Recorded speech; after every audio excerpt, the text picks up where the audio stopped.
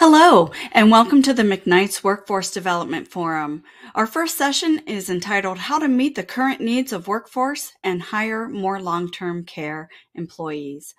I'm McKnight Senior Living Editor Lois Bowers, and I'd like to welcome you on behalf of McKnight Senior Living, McKnights Long-Term Care, and McKnights Home Care. Senior living communities, nursing homes, and other long-term care employers are facing unprecedented workforce issues, especially when it comes to recruitment and retention of qualified workers. Today, you're going to learn strategies to connect with and hire competent employees for your open roles. We'll get to our content in a moment, but first we have some housekeeping matters to take care of. First, today's slides are available for download. Just click on the Handouts tab on the left side of your screen to find the PDF of the slides. Next, if you're having any audio problems with this broadcast, please first check the volume control on your device. This is the most common cause of hearing issues. The sound should be coming from your computer speakers.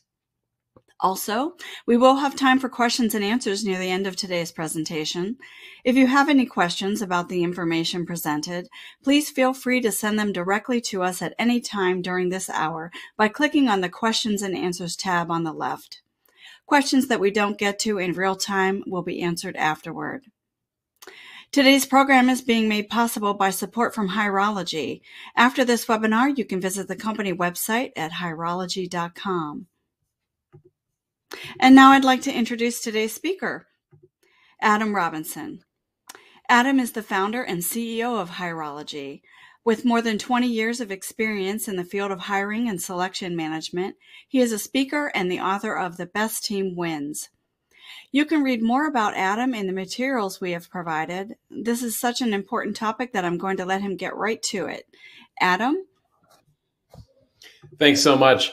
Thanks everyone for being here with us today. My name is Adam Robinson. I'm the founder and CEO of Hireology. Today we work with over 10,000 individual businesses to help them build the team they need to succeed. And so today I'm excited to talk with you about the challenges facing the long-term care industry as it relates to staffing, and talk to you about some ways you can leave this webinar with one or two really powerful ideas to take back into your business and to start making an impact today. First on the agenda, here's a quick overview of what I'm going to cover today.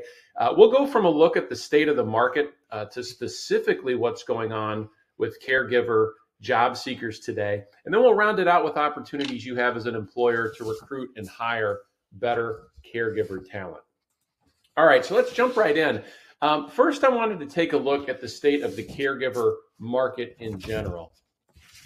So despite many businesses in the tech space, I'm sure you've all heard, it's in the news every day, grappling with either an existing or current or upcoming recession and making tough layoff decisions. Employers in this space, are dealing with a complete opposite situation, right? It's nothing like you're seeing in other sectors of the economy. This industry lost hundreds of thousands of workers during the pandemic and have yet to recover all of those lost positions. And at the same time, workers in the space are reevaluating their priorities and opting for a different type of work. As a result, we're all struggling to fill positions and retain staff, which of course impacts the care and the quality of care you can provide to patients. To add more color here, in February of this year, employers added 311,000 jobs to the economy, which follows a blockbuster January of more than 500,000 new jobs created. At the same time, unemployment is back to where it was just before the pandemic. So again, new jobs are being poured into the economy, and there are just not enough people looking for work to fill all those positions. So here's a visual representation of the number of jobs open in the United States relative to the number of active job seekers. And you'll see since the fall of 2021, it's held pretty steady at 2 open jobs for every 1 person looking for work. Now, of course, this is overall in the market across all industries. So in the healthcare space, the gap is even larger. So looking at this graph, just say differently, if all 5.7 million people looking for work today found a job, we'd have over 5 million open positions still looking to be filled. So it is the greatest imbalance of labor supply relative demand to demand that we've ever seen. And finally, adding even more fuel to this fire, in a Hireology survey of job seekers, we actually found that the majority of healthcare job seekers are applying to more than 16 jobs in their job searches when they're looking. And so this means that as an employer, you're competing with 15 other employers every time that one person is sitting in front of you asking about your opportunities. And these numbers are really why we're all here today. What does it take to attract the available talent out there in the market when they have more options than they've ever had before? So let's start by taking a deep dive into the demographics and preferences of the job seekers that everyone here on this call are all targeting today. So first, demographics. Demographically, caregivers, as you know, are mostly female, many of which have families at home. They're more likely to be in the lower quartile of the income bracket. They're more likely to work multiple hourly jobs. So what this tells us, combined with the first statistic about families at home, is that they're trying, really to balance the pressure of life and work at the same time. And this is an incredibly diverse talent pool. The majority of caregivers are Black or African American, and the vast majority being non-white, right? So this is an incredibly diverse labor pool, and that's important to remember as we're marketing to this demographic. We also know that the job itself comes with health risks. It's proven that direct care workers are more likely to suffer from anxiety and depression. They're exposed daily to illness, to suffering and death. They're more likely to experience high blood pressure and arthritis. The work itself, as you know, is stressful and requires workers to be on their feet completing physical work for long hours. And just because of their interaction with people all day, they're more vulnerable to viruses and other communicable diseases. And what this tells us is that this group has unique needs for mental health support, paid time off, flexibility, and healthcare requirements.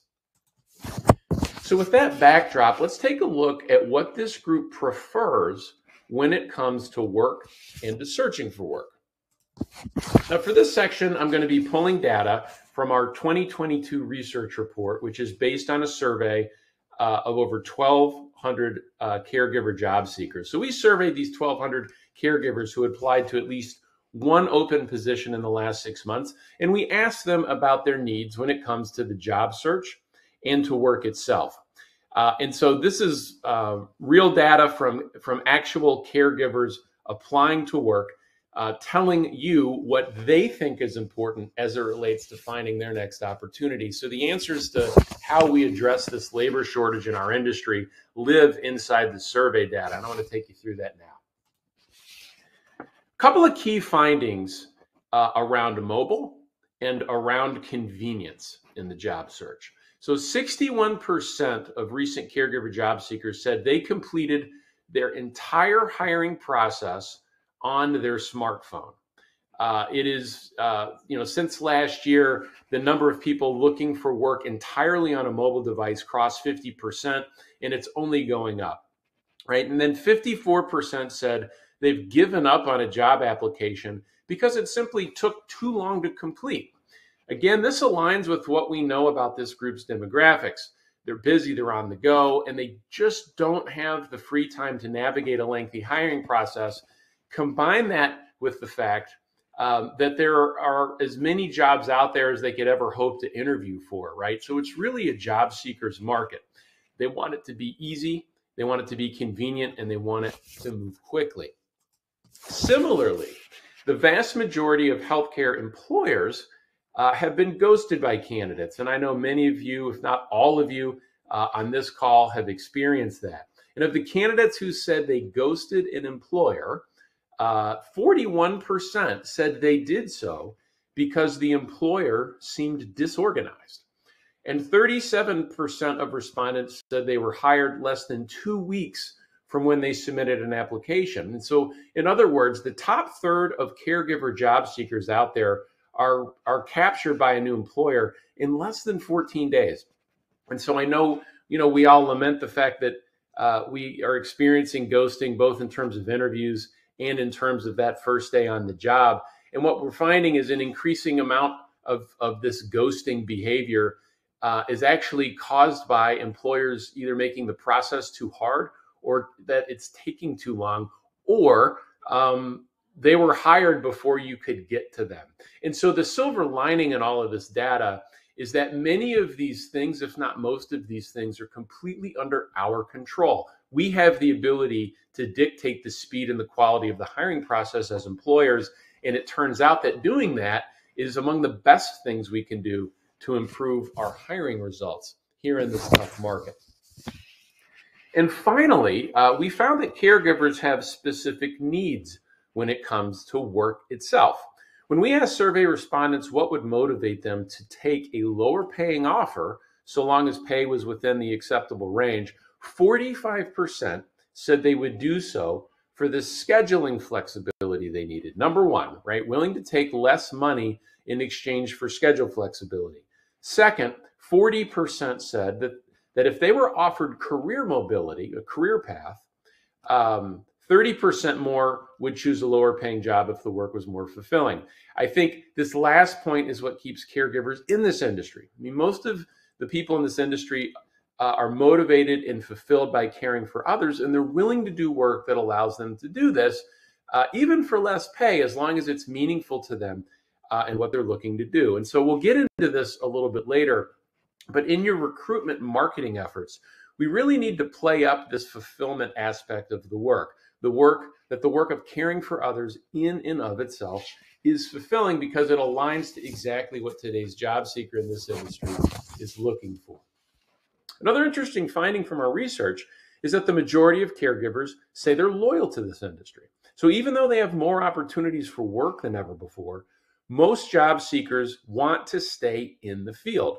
And I think this speaks to the nature of this group of individuals, which I just touched on. They're naturally driven to care for others, and they really have dedicated their life's work to doing so. So, what does all this mean for you as employers looking to meet the demands of today's caregiver workforce?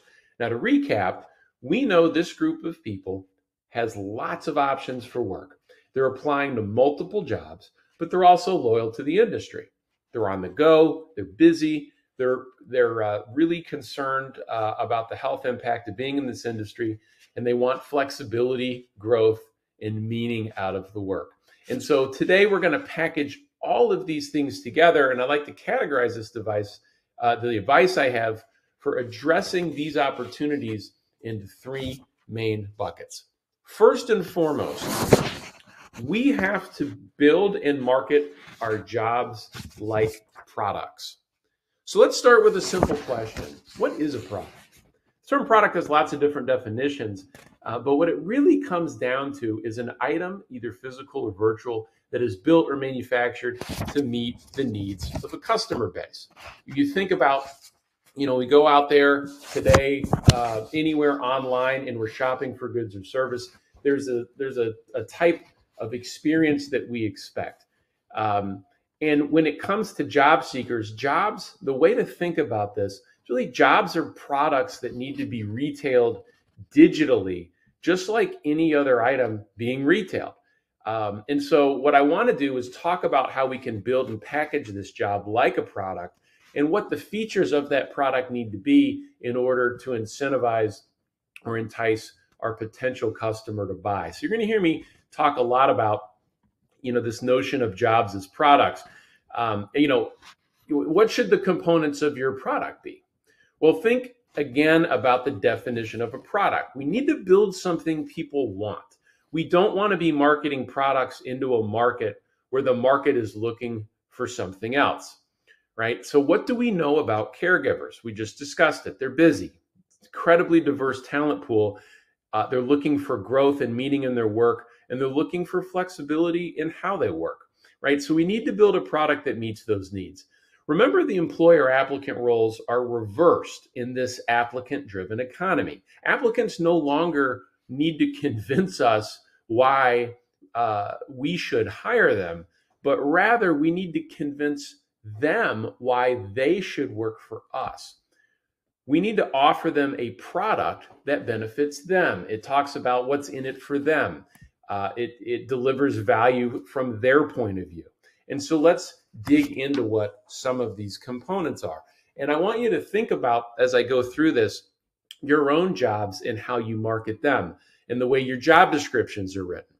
And I want you to ask yourself the question as we go through this, am I marketing my open positions like a product, or am I simply listing jobs that are open with different responsibilities of that job, right? Are we simply putting up a help wanted notice effectively online, or are we treating these opportunities like the products that our end consumer is looking to buy, right? So let's start with this idea of flexibility. I know many employers see flexibility, as equaling remote work, which is, of course, isn't possible for the vast majority of employees in this industry. So I know it's easy to just brush this flexibility notion off. But in reality, flexibility is so much more than remote work. I mean, said simply, people just want to make work for them. As a part of our survey, we asked people to define flexibility. And here are some answers I think really get at the heart of what people are looking for today from their employers. So a couple of examples here. The ability to design work schedule around other important things like school or parenting. Flexibility in terms of work is when an individual can adapt to working hours or days through the week, as well as having the ability to be able to change or be fluid depending on what the company needs, right? These are all things that speak to the fact that today, we really don't have this notion of work-life balance anymore. We used to talk about work-life balance and the importance of work-life balance, but today it's just life. Since the pandemic, work and life have been completely integrated.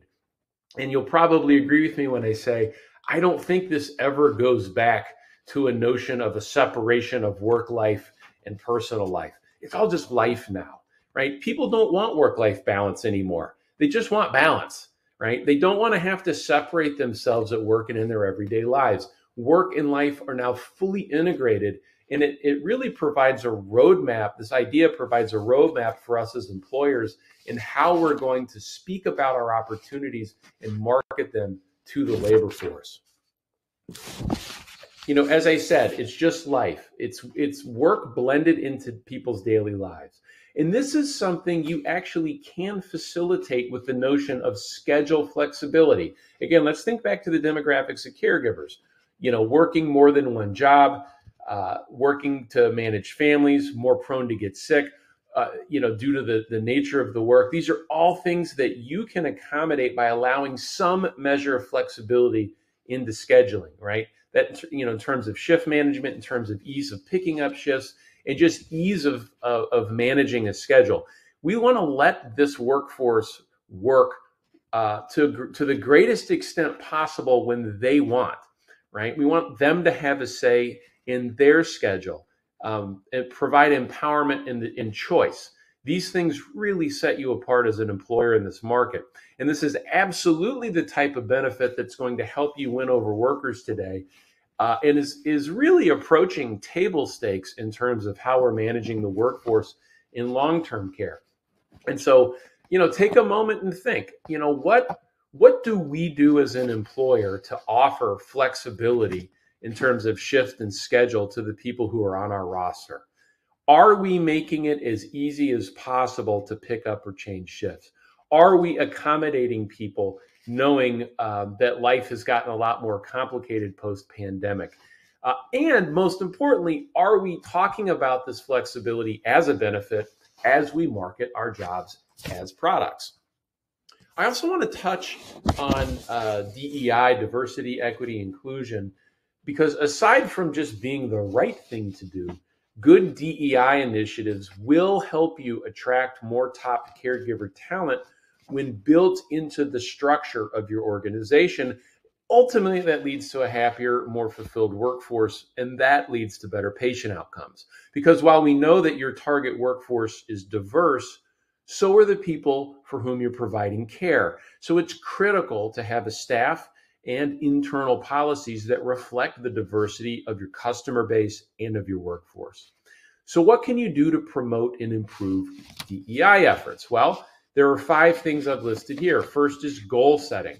I believe just, personally that the most important thing you can do is set DEI goals, define a clear strategy for achieving them, and then communicate that strategy to your workforce. Let them know that it's important, that it's something that the organization is focused on. You can create a DEI governing board or committee from your workforce to execute key initiatives and help you track milestones. Education is critical. It's a focus and commitment to education and training, both for employees and managers. And then, when it gets to recruiting, your sourcing strategy, where you're looking for talent, those channels should be as diverse as the workforce that you're looking to hire. And then finally, as it relates to diversity, equity, inclusion, and this notion of workplace culture, a zero tolerance policy, for behavior that makes folks feel uncomfortable is absolutely critical. Not only having that policy, but also standing by it. And so when you build a DEI program like this, you can then talk in depth about this program as you attract and recruit people through your process, because that person sitting across from you is looking for an employer that cares about these things. They're telling us that in these surveys year after year now. The next component of a great job as a product is this notion of career growth. Now, this is a tough one in this industry because unlike more corporate office settings, there isn't always a clear hierarchy and path for growth. But career growth doesn't always have to look like a ladder, right? It doesn't always have to look like a ladder. In healthcare, it's more about having an open dialogue with your employees, making sure you understand what they want to do and helping them gain the skills they need to do the type of caregiving work they find most fulfilling. And in turn, opening up new positions internally first, allowing for that mobility. Really what it comes down to is helping your team get what they want, right, in terms of what they want to learn, and giving them a shot at exploring those skills in any new roles created, whether that's different caregiving roles or movement into an administrative track. Equally as important is just letting them know that career mobility and skill development is important to you as an employer. And so they're going to know it's important to you, you know it's important to them, and that's how you build engagement and build that better retention rate. All right, next up in terms of marketing jobs as products is talking about meaning and fulfillment in work. Now, this is something that's really important to caregivers, as evidenced in our survey, as I said earlier, because these individuals are naturally driven to help others, which in and of itself is more fulfilling than other types of work, just definitionally. A recent report from McKinsey digs into this idea, and their findings are fascinating. It says that people need to have purpose met in several different ways, from the organization, that's your culture, your policies, etc., the actual work they're doing in their day-to-day, and then purpose outside of work, family, hobbies, interests, things like that. And when alignment between these 3 types of purposes occur, you are far more likely to attract and to retain top employees. So here's a few examples of what it might look like when purpose doesn't align. And maybe someone's day-to-day work is fulfilling and aligned purpose-wise, but the organization's overall purpose might not be fulfilling. Or maybe they're aligned with the organization's purpose, but the work they're doing day-to-day doesn't meet what the organization claims to represent. There are lots of ways these misalignments can happen. And that's when we start to struggle finding people, or we lose engagement and we see turnover go up. Said differently, it's not enough to just say that you're focused on alignment. You actually have to to put it into practice. And that means as managers and leaders, we have to be really laser focused on making sure we are delivering on our promises to our workforce. When we do that, we drive engagement and retention. When we don't do that, the opposite is true. Now, recruitment marketing is the best way to convey the purpose and meaning I've been talking about in the last few slides to your prospective employees. Now, you need to market your jobs in a way that resonates with their sense of purpose. And remember, caregivers have a natural drive for caring for others and improving the lives of others. So that's what you really have to focus in on in your recruitment marketing messages. Now, whether that's in your job descriptions or on your career site or on social media. This is also a good way to get the word out about your additional policies like flexibility, paid time off, and career growth. We want to make it known right away in our job descriptions that we offer these things. But people don't have the patience to dig around on your website and find out. As we know, there are all kinds of options for work and the market is moving really quickly. We have to hit the most important points immediately. So, your homework assignment at the conclusion of this program is to go to your agency or company's career page and just do a mini audit. I want you to go to your own career site using your mobile device, right? Secret shop yourself, just like a caregiver. Submit an application. Note the challenge or ease with which you can make that application. Are you, for example, requiring job seekers to retype their resume with their thumbs in a massive, job application? What we find is that, for every field you need filled out on your career application online over 5, your conversion rate drops by about 7% per field. So a really tactical and practical thing you can do is just shrink down the size of your employment application online. Just recognizing that the majority of people are doing this on a mobile device. Most are looking for instant apply options. They just don't have the time or frankly the patience to be retyping their entire career history on an online form. The other thing I would point to is just, note whether or not your system asks them to create a username and password to create a job seeker profile before they start looking for work. That's the equivalent of shopping for a car and being required to fill out a credit application, online before they start showing you inventory. I mean, nobody does that because your conversion rate would effectively plummet. And so as you secret shop yourself with the phone, taking note of the ease or lack thereof of the application, start to make a list, a 2-column list, things that I liked about the experience that we can do more of. And then as a secret shopper, if you will, what are the things that I thought were difficult or challenging or that I'd like to know more about? Not only looking at the fields, but also looking at the content. Are we as an organization marketing our open positions like products? Are we selling the things that we know people are looking for? Schedule flexibility, career path, and meaning in the work we're doing. Those are that's the recipe, the most important things we can be marketing right up front that will set us apart as employers from the other 16 employers that they are likely looking at.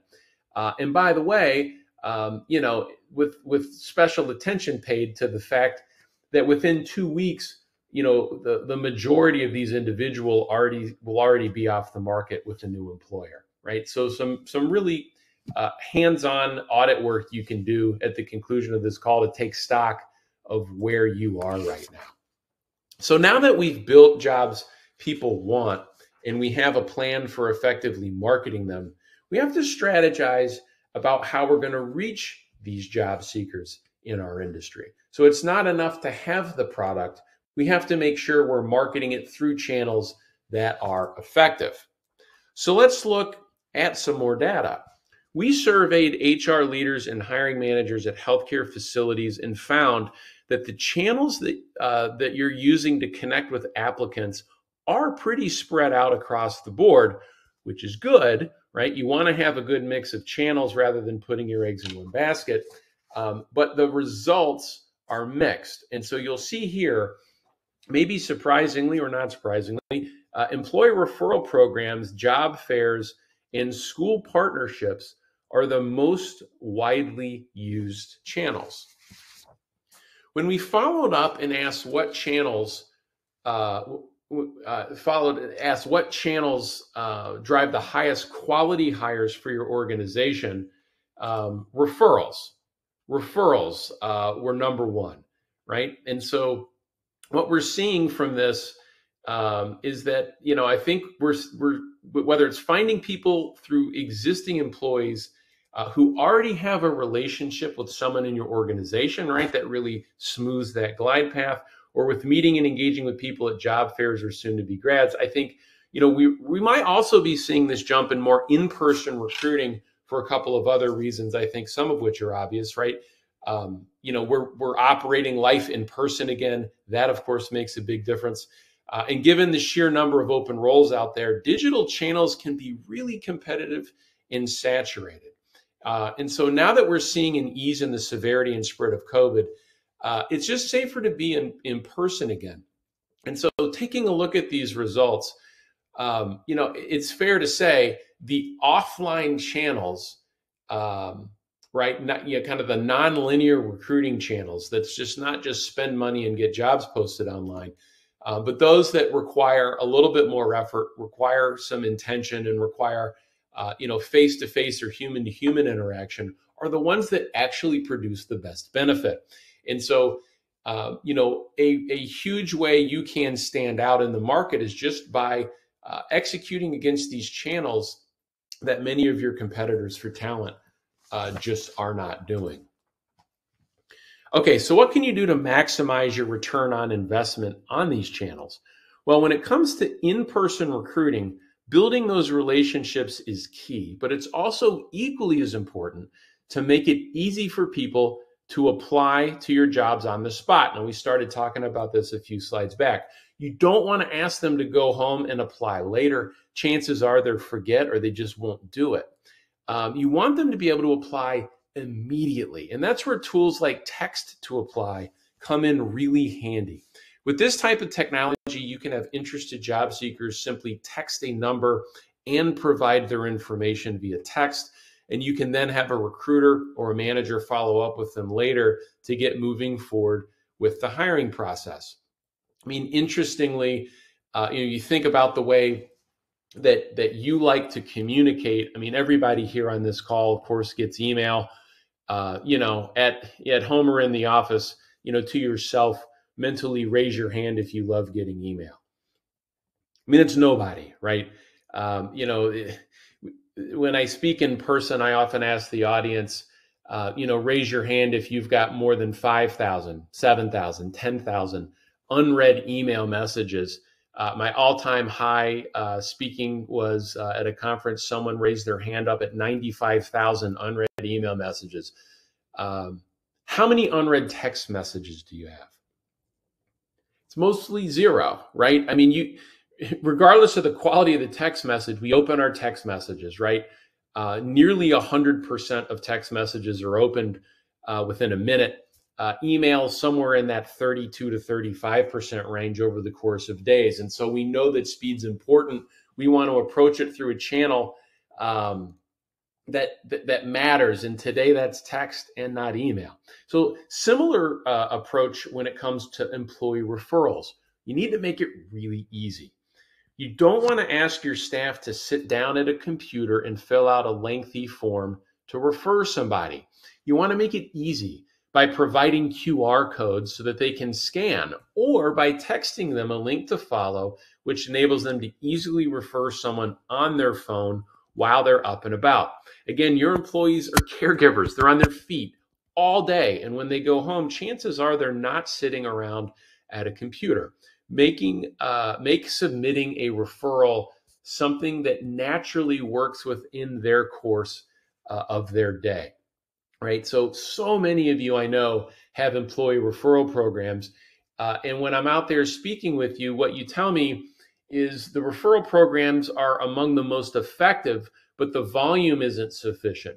That, when we dig a layer deeper, what we find is, sometimes we're asking people to submit employee referrals when they apply, or we have some kind of internal system or email to send them to, which of course makes it really tough to track those referrals and to manage payouts. And all of that leads to a less than optimal experience for the person providing referrals, right? It's the single best source of quality hire. They're more likely to perform at expectation, and they're far less likely to turn over within a year. And so, the key to an employer referral program, number one, make it easy. And number two, make sure it's marketed consistently internally. And finally, I did want to touch on job boards. Now, while referrals and in-person channels top the list of effectiveness, job boards are still absolutely critical. They're widely used, and it's really important that you have a strong presence on these channels. I would guess 100% of you listening in today spend lots of money on sponsoring job ads. And it's something that sponsoring job ads is really something we have to do. I mentioned earlier that job boards are competitive and crowded, given the number of open roles out there today. So I wanted to provide some guidance for standing out with your job board partner. You'll want to optimize your job descriptions for the organic search feeds. So that means starting with a short and concise summary of what the job entails, so that it'll show up in that first snippet people see when they search for a role online, right? Today, over 75% of job search starts in a search engine, right? Not at the job site, but actually at Google or a similar search engine. You want compensation to be what we call above the fold, right? So we don't have to scroll down to see it. We want people to be able to see compensation right away. And the job boards know that that's true, right? So these crawlers, they index your job descriptions, and their algorithms effectively are going through a checklist, right? Is the role clearly defined, and are you making compensation above the fold, front and center? And when you provide that content in a way that's easy to consume and prioritized on your page, the search engine is far more likely to serve your job up than that next job. And then you want to remember what I said earlier about job seekers. And we want to make these types of offerings really prominent. So don't dive into what the job seeker is necessarily going to be doing in terms of bullet points right away. Instead, we want to start thinking about retailing the job as a product. We want to start with what we're providing them. And you'll see for this one, this example I showed right at the top, it says, you decide when you work and when you don't. This is an actual job description that's been written. And, you can imagine a potential caregiver looking at this. This is really going to pique their interest because, as we said in our survey data, the number one thing people are looking for is that schedule flexibility. So this gets at that what's in it for them language right out of the gate. We also want to keep job titles short as another best practice. Don't add in things like $20 an hour or flexibility in the job title. We do not want to market in the job title, because not only can these come across to the reader as spam, both job boards and search engines see that we're marketing in a job title, and they will suppress the ranking of that search result. So we want to keep the titles short. The best practice is 3 words, right? 3 words or less. And then we also want to consider sponsoring your jobs as a way to stand out. Now, of course, this can consume budget relatively quickly if we're not doing this effectively. So we have to be constantly monitoring how much we're spending relative to what we're getting out of it. And the third big opportunity I want to discuss is improving the overall candidate experience in your recruiting process. So once you've built a job people want, right, we're marketing with the three things that they're looking for. Again, that is schedule flexibility, career path, and meaning in the work. And we get them in the door via the right channels, which we just discussed.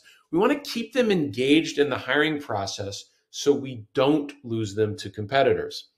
I noted the ghosting statistic earlier. Now, most of you have experienced ghosting, and most of the time when ghosting occurs, as I said, it's because you move too slow, right? When we as employers move too slow, it keeps the door open for other employers to win that hire before we can.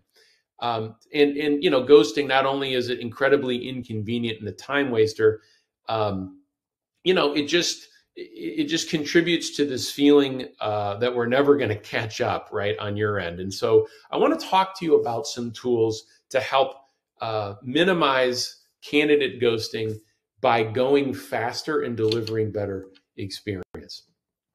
A really important change you can make in this space when it comes to engagement is embracing texting. I have talked about this a couple of times. I'm going to double click on this again because it is just that critical. I know I've said this many times, but back to the demographics of this group. This is an incredibly mobile workforce. They're multiple job workers. They're generally busy. They're not sitting at desks all day. We need to make it easier for them to respond to messages about interviews or about credential collection or background checks. Texting does that.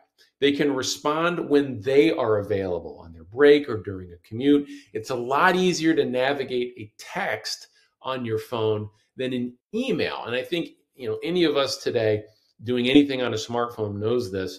It's so much easier to just navigate via SMS, and it's significantly easier than having to step away to answer a call or find time to call you back.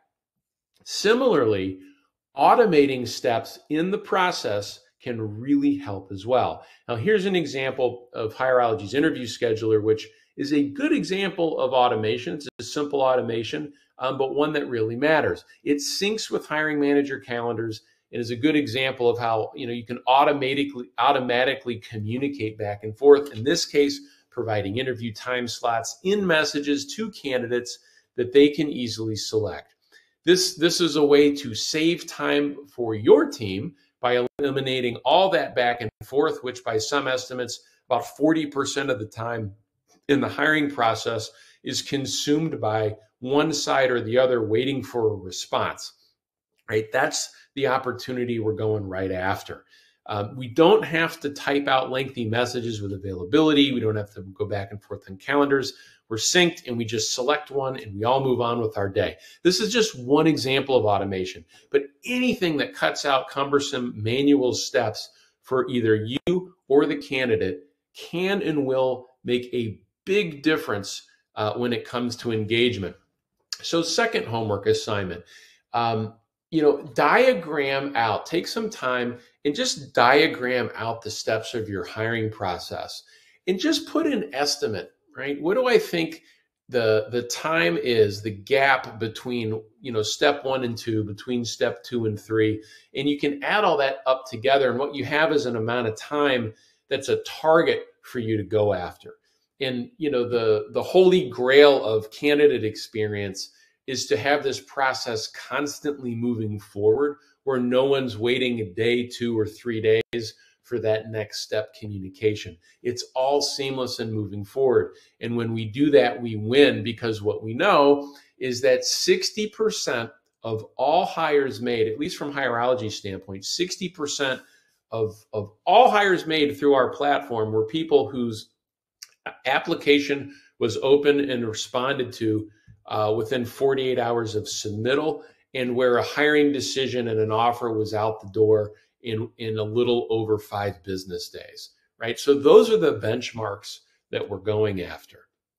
And finally, the onboarding experience can make or break the candidate experience. A bad one can actually lead to a candidate's ghosting offers, right? They may have accepted your offer, and we get upset. They make that call or they don't show up, and we go, oh my gosh, what's going on in the world today? The reality is someone else stepped in front of you with a better offer or provided them, a better experience or a better product, right? So bad onboarding can lead to candidates ghosting offers or just ghosting their first day. One way to improve this in our industry is simply by digitizing it. In the healthcare space, it's critical that the correct documentation is collected, as you well know, and filed before a new hire starts. Right? Anyone who's ever experienced an employment audit knows how important this is. Everything from certifications to immunization records to licensing. This can be really tedious for your new hires and your team to manage if we're doing this with paper files or in a way that's disjointed. Digitizing this, unifying this process makes this all so much easier and more effective, right? Candidates can do all of it on a phone. It's fast, and it's not a big ask to get them to complete it. That way, you're much less likely to lose them before they even start. So to summarize, there is a massive shortage of caregiver talent today. That is not news to anyone here.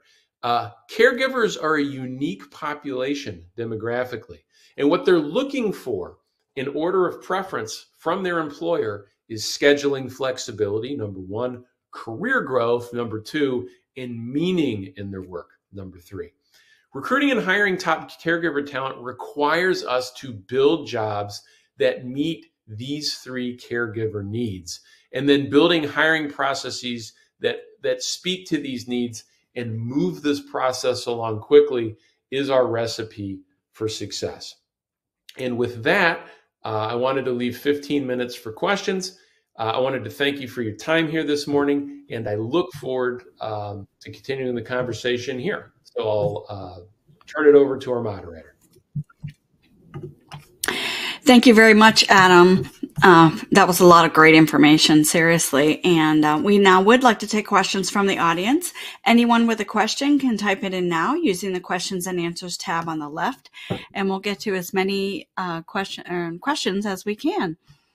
And let's see, the first question we have: if you're using text to hire, how does this get tracked if you have regulations that you have to comply with?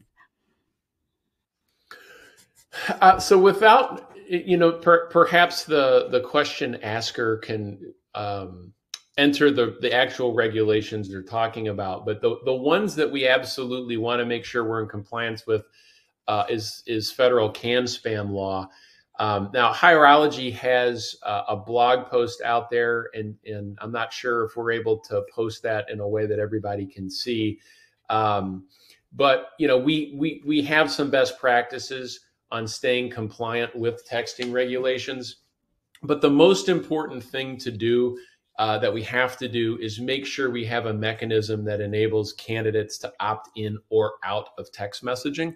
The way we do this at Hireology is making it upfront part of the application process and giving job seekers, for the career sites or applications we host for our customers, giving the ability to opt out of that, right up front. And so, text message is the way we should all be doing it. Giving them the ability to opt out of texting is the most important thing. But there's more details on how we do that in a blog post, which we'll make sure everybody on this call has the URL to be able to go through that. I guess Thanks, most Adam. importantly, let me add to Sure. this. You don't want to be texting candidates from your personal number. That's why it is so critical, to use a system that gives you unified text messaging that provisions numbers for you. So you're using, a business number for SMS and not your personal phone. That's a big part of it. Of course, our platform and certainly others allow you to do just that. Okay. In addition to texting regulations, is there anything you can say about Department of Labor non-discrimination rules? Well, the book on DOL non-discrimination rules is, looks like, the yellow pages, if we remember those. Um, you know, it, really, I mean, in general, in let's call it 25 years of experience in kind of managing these types of regulations, just being really careful about the language that we're using and using diverse sourcing channels is our best way to make sure that we're not running afoul of any regulations. I mean, it's not entirely true, but I'll say it this way: common sense generally prevails. When it comes to the kind of language that you use, right? So if you're auditing your job descriptions, and I apologize if I'm not getting to the thread you're looking for here, but where employers get in trouble is by communicating with candidates either in the recruitment, marketing, or interviewing process with language or content that's absolutely off limits, right? You're asking, employers who are asking about pregnancy. If you ask someone if they have a car, which is bad, or asking them if they have access to reliable transportation, which is good. There are different ways to ask that, and I don't think that I can go through all of them here today. But if there's a way to follow up with you on that, I certainly want to be able to do that.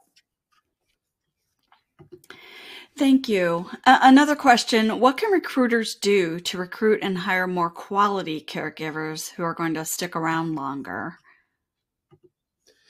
Yeah, that's what we talked about. That's of course that's the dream, right? And what we know from our survey data is that engagement leads to retention, and engagement starts with the quality of your recruiting process. And that starts with marketing the position effectively, right? Right. And so we gave you the roadmap here today for the three things we want to make sure we're covering at the onset of the process. We want to talk about the organization and the fact that we understand that work and life have to balance, and we're committed to doing that for our workforce. Second, we want to talk about how this job is more than a paycheck, how there's either education, additional training, or certification opportunities, or career path either into management or administration if that's something that is of interest. And then third, and this is really unique to everyone as an employer, what is it about what we do and how we do it that makes it meaningful to those of us who work here?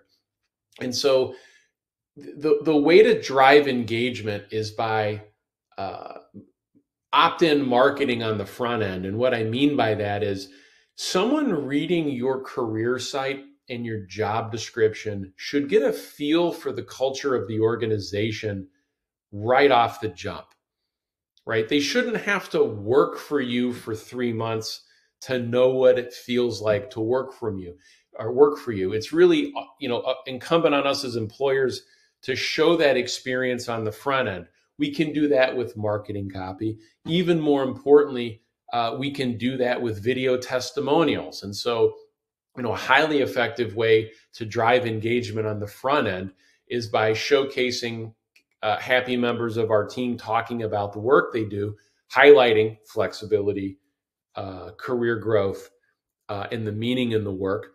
And so, someone who is more inclined to stay or retain as an employee for an employer that offers those things is going to want to opt into that process. They're going to say, this is different. This is what I'm looking for. I'm going to opt in.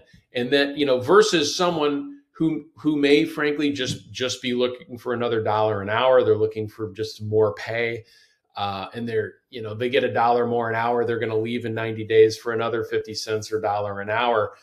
If we want to hire fewer of those individuals and hire the part of the workforce that, when we ask the question, all things being equal, what are the things you would take less pay for if you had?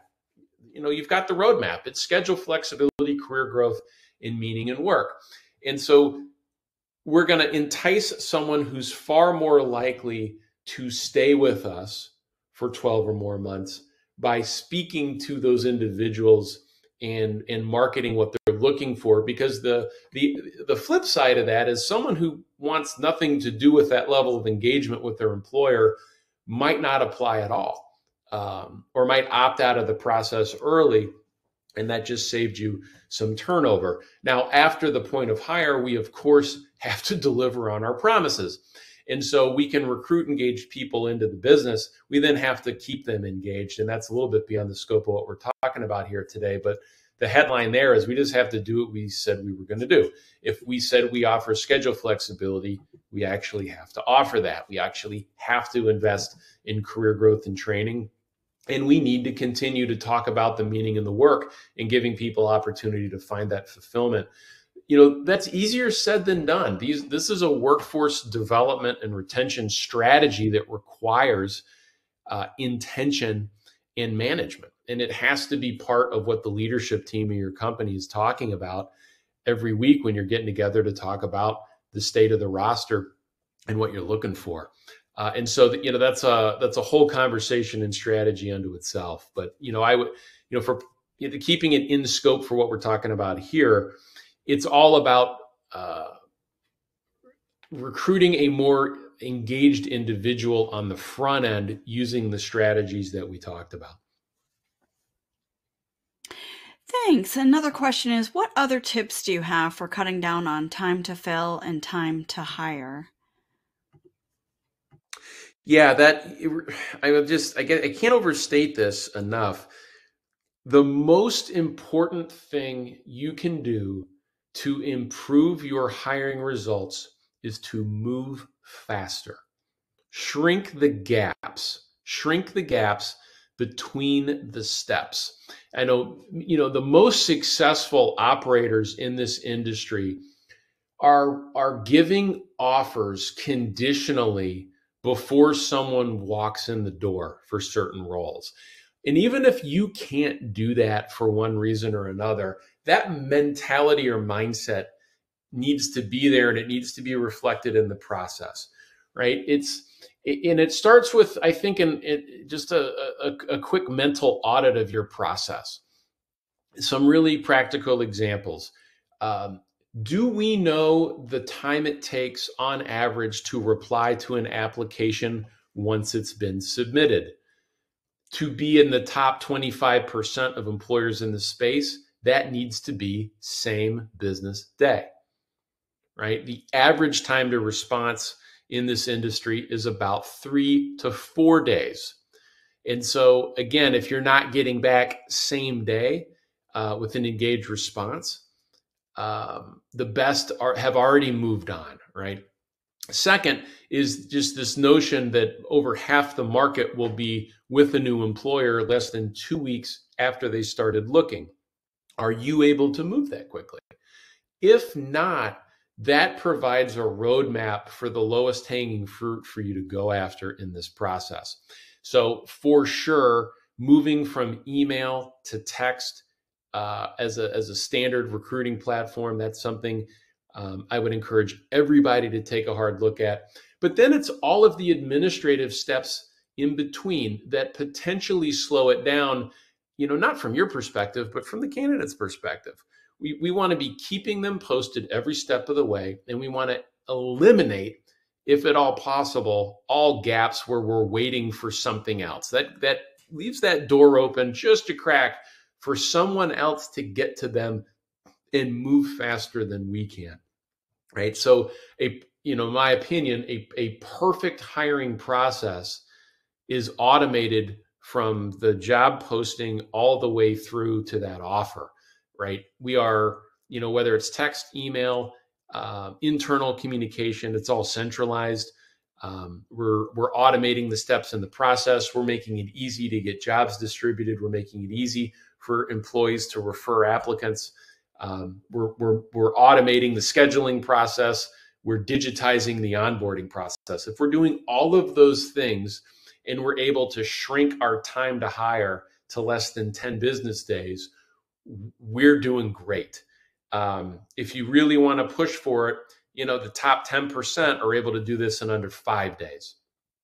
These are all things that are all within our control. We cannot control the size of the labor force. We cannot control whether or not more caregivers are entering the market. We can't control what our competitors are doing.